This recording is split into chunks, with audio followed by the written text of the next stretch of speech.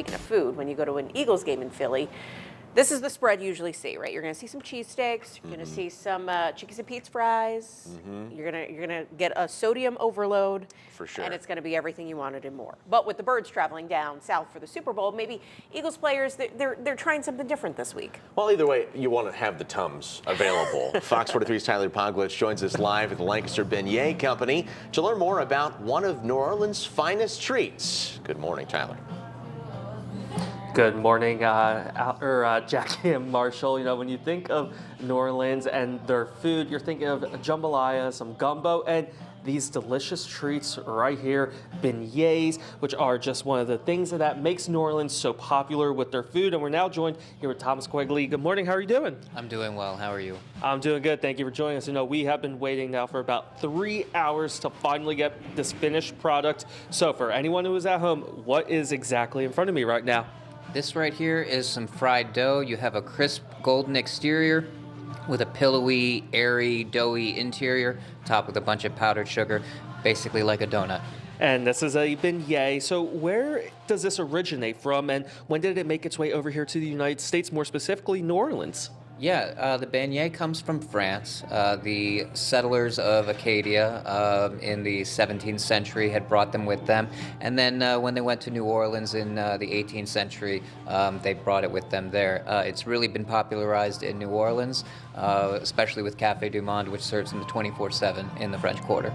And, you know, we were talking a little bit earlier. Yesterday, you guys had an order of just 100 of these things ready to go. So what type of preparation goes into getting these available for people out here in South Central PA?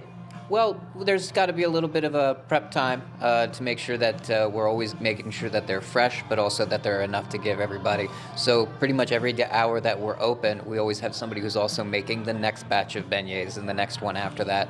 So just so we can keep up with the volume.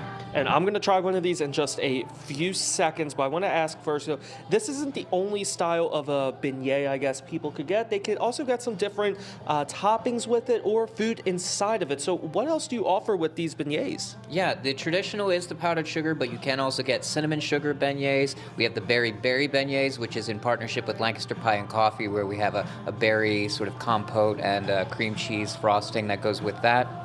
You can also get a breakfast sandwich.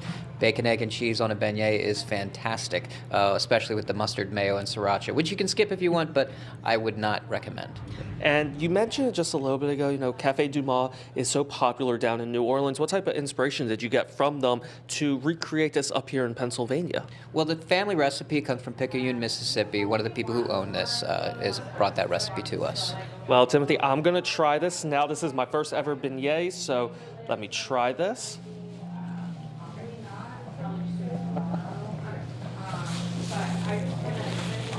That is absolutely amazing. I know with Todd and Alex being in New Orleans, they definitely need to try this if they haven't done it yet. This is truly amazing, guys.